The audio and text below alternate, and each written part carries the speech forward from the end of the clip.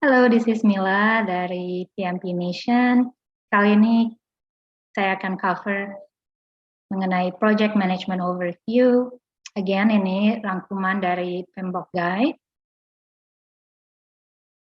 What is a project? Yang, as understandably so, yang dicetak tebal, itu yang kalau teman-teman bisa perlu diingat. Again, I was making these slides for my own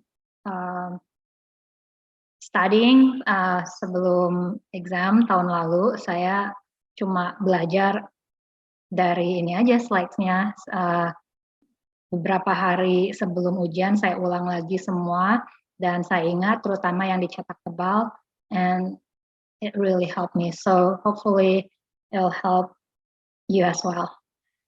So back to what is a project? A temporary endeavor taken to create a unique product, service, or result with a clearly defined beginning and end.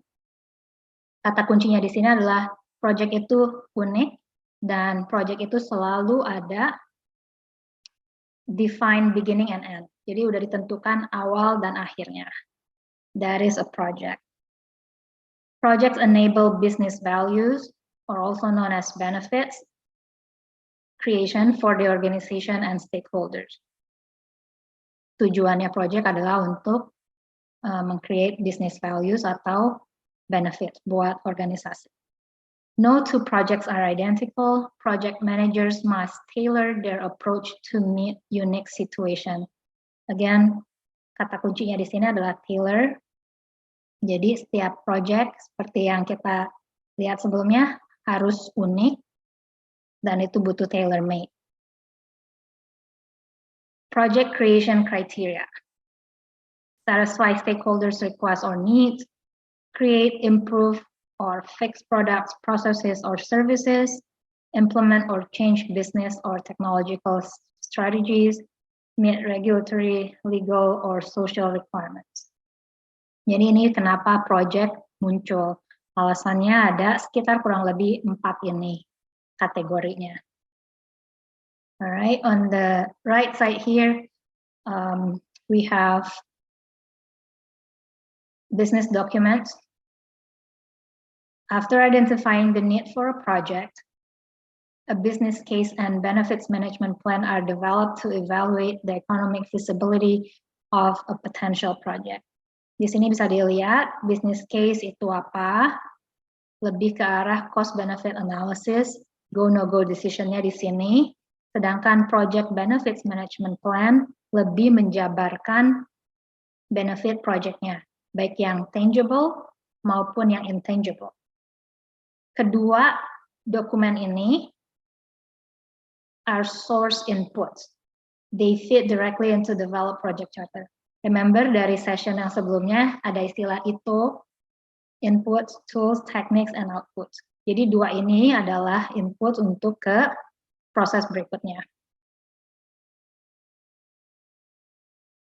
Right, project charter is the foundational document formally authorizing the project's existence. Jadi begitu lihat ada kata-kata foundational document authorizing the project existence, itu pasti project charter.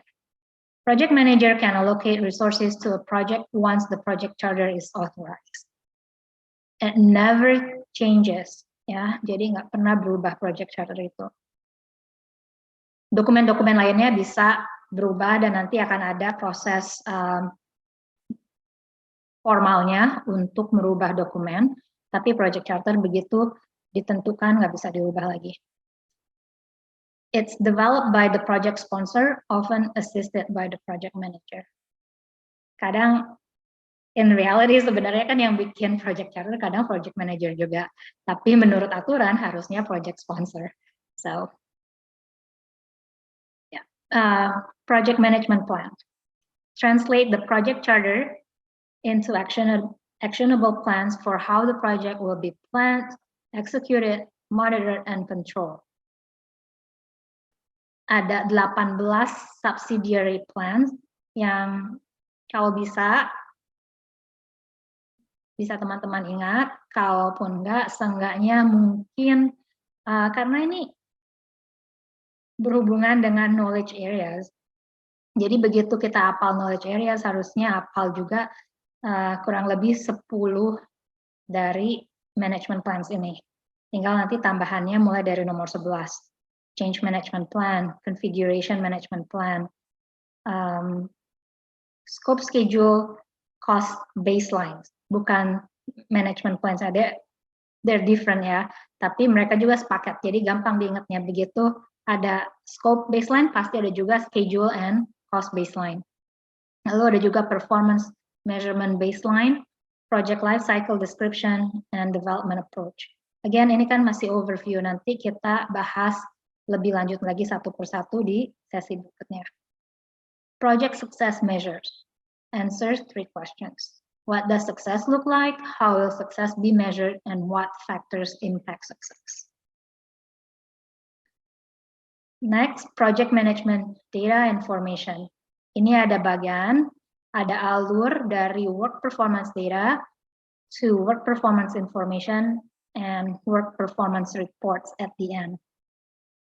Data ini mengenai role observations and measurements. Informasi begitu datanya sudah dianalisa.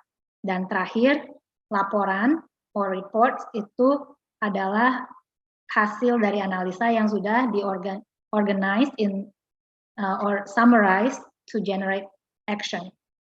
Flow ini sangat penting sekali, terutama di proses group tahap lanjut seperti pas monitoring and controlling and also executing. Alright, project versus operations management. Those two are completely different, and the difference lie in the fact that operations management itu berhubungan dengan ongoing operation of existing production, sedangkan project management itu adalah short-term effort to achieve defined goals. Intinya, pokoknya segala sesuatu yang berhubungan dengan operation ya goes to operations management. Project management again short-term effort karena ada awal dan ada akhirannya. Going back to the project definition in the beginning, okay? Lalu yang berikutnya, project program portfolio. Ini di sebelah kanan ada bagannya, portfolio yang paling atas, followed by program, and broken down into projects. So,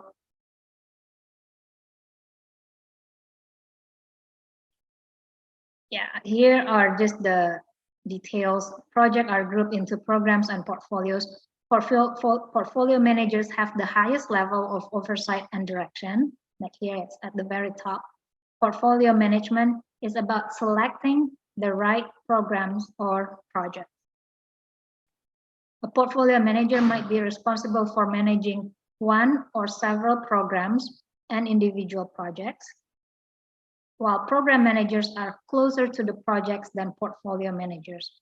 But they're not managing the individual project work. Jadi program manager itu seharusnya nggak manage project, mereka cuman oversee doang. And individual project work is of course managed by the project manager. Okay, and program management ensure projects are completed the right way. Jadi ini bedanya antara program management and portfolio management. Right. Sebelumnya di sesi mengenai introduction to processes and knowledge areas, kita ada melihat contoh contoh ITO, lalu di situ ada EF dan OPA. Nah, di sini di cover lebih lanjut apa itu EF, which is enterprise environmental factors, dan OPA organizational process assets. Ini ada contohnya, mana yang termasuk dalam EF, mana yang termasuk ke dalam OPA. EF adalah segala sesuatu yang outside of project team's control, jadi di luar kuasa project. Ada external, ada internal. External seperti market conditions, legal restrictions, exchange rates, interest rates, tariffs, while internal, organizational culture itu termasuk EEF, bukan OPA. And geographic distribution, of facilities or resources, and then establish IT software. Software kan bukan dibuat, kecuali kalau company-nya buat software sendiri. But kalau misalnya mereka beli software, that's EF. OPA lebih berhubungan dengan, karena aset, mereka berhubungan dengan dokumen, policy, procedures, knowledge base, so guidelines, standard templates, terus ada lagi lesson learned, issue logs, so those are all OPAs. Okay, and like before we said, no two projects are identical. Project managers must tailor their approach to meet unique situations. So that's all about project environment. Next is organizational structures. Ini terlalu kecil pastinya untuk dilihat. Ini diambil dari PMBOK Guide 6th edition, jadi teman-teman bisa lihat di sana untuk lebih jelasnya. Banyak yang memang harus diingat di sini, tapi kalau misalnya terlalu membebankan, mungkin ada dua hal aja yang perlu diperhatikan, yaitu project management, project managers authority, and who manages the project budget. Sorry kalau ketutupan sama picture saya. Tapi di kolom kedua dari Tahir itu ada who manages the project budget. Jadi untuk setiap struktur itu kan ada levelnya beda-beda. Diperhatikan dua hal itu saja. Kalau bisa dihafal yang lainnya lagi lebih baik. So the most important columns are project manager's authority and budget. Remember to consider the type of organization when exam questions ask you to suggest the most appropriate action a project manager should take in a given situation. Untuk membantu menghafal, ada struktur yang mirip-mirip, seperti functional and matrix weak, functional or centralized and matrix weak. Contohnya project manager's authority, otoritas project managernya adalah little or none or low. Dan siapa yang manage budgetnya itu adalah functional manager. Jadi dua struktur itu sama ya sebenarnya. And then project oriented, PMO and matrix strong are all almost the same as well. Kita lihat project oriented.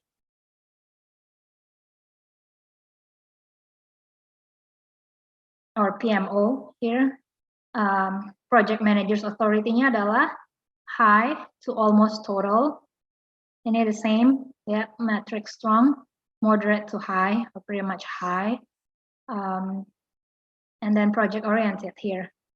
I missed that. High to almost total as well. Terus siapa yang manage project budgetnya? Project manager.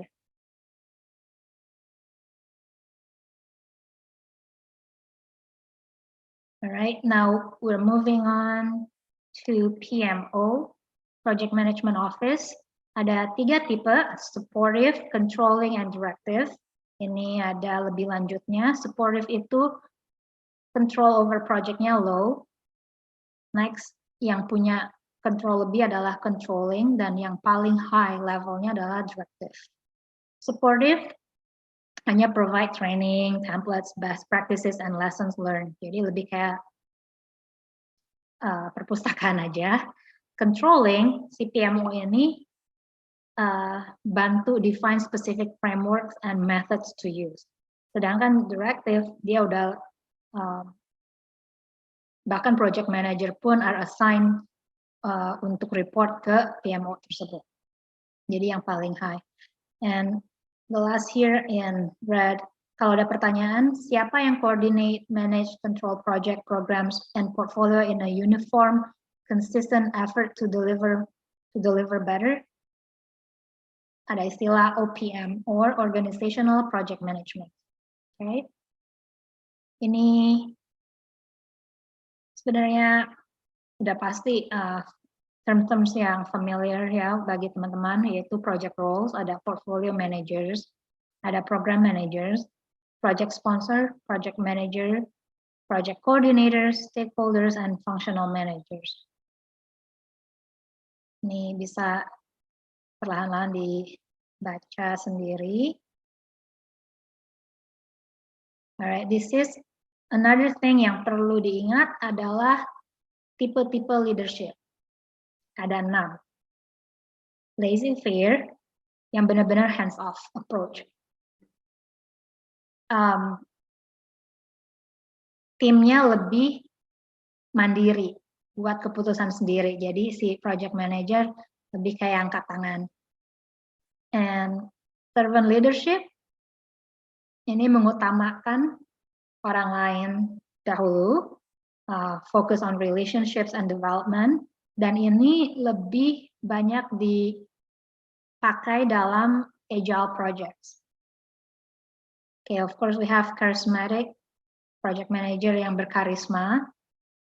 Keywordsnya di sini adalah yang punya high levels of energy, confidence, and strong convictions. Lalu ada juga yang transactional, ini yang berhubungan dengan data dan data, facts, results, and analytics. Transformational, itu yang inspiring and empowering, dan fokusnya adalah kepada inovasi dan eksperimentasi. Interactional is the combination of transactional, transformational, and charismatic. Oke, jadi ada memang beberapa hal yang perlu dihafal di luar kepala, seperti tabel knowledge area dan process group, lalu juga organizational structure yang baru kita aja bahas, dan ini yang berikutnya. Jadi kalau mungkin terlalu banyak materi yang harus dihafal, kalau teman-teman bisa fokus di area-area ini, you will be in a much better shape for the exam. Oke, lalu di sebelah kiri ini adalah PMI Talent Triangle. Untuk seorang project manager harus memiliki core kompetensi ini, yaitu technical project management, leadership, and strategic and business management. Alright, yang berikutnya mengenai project life cycle and phase. Kita mulai dari sebelah kanan dulu ini bagannya. Project life cycle management approaches ada 3, predictive, atau istilahnya waterfall or traditional. Ini yang old school. Nah, sekarang kita ada adaptive or agile and iterative. Perbedaannya terletak pada scope, time, and scope, dan bagaimana ketiga hal tersebut didefinisikan dan di-manage. Alright, what is a project life cycle? It is the total time required to complete a project. Project can have multiple phases. Each phase is designed to deliver certain deliverables. Each phase uses all the process groups. Jadi ada project, ada phase, lalu process group. Itu breakdown-nya ya. At the end of each phase, there are phase gate reviews. Istilahnya disebut juga stage gates or kill points untuk menganalisa progress di setiap phase-nya. Jadi ada kayak milestone. Product life cycle is not the same as project life cycle. Produk itu berhubungan dengan total product life, concept of retirement, jadi berhubungan dengan product development, right? Kalau project, ya memang khusus untuk project. Jadi mungkin project itu bisa menghasilkan untuk create product, tapi dua hal itu adalah berbeda life cycle-nya. Alright, that's all about the project management overview. Again, kalau ada questions, feel free. Kita kalau dengan sebisanya akan menjawab. Berikutnya kita akan bahas proses group yang pertama, yaitu initiating. Again, mungkin teman-teman ada yang belajarnya berdasarkan knowledge areas, and that is fine. Tapi di sini saya sharing bagaimana cara saya waktu belajar untuk ujian, yaitu berdasarkan proses group. We have 5 process groups, right?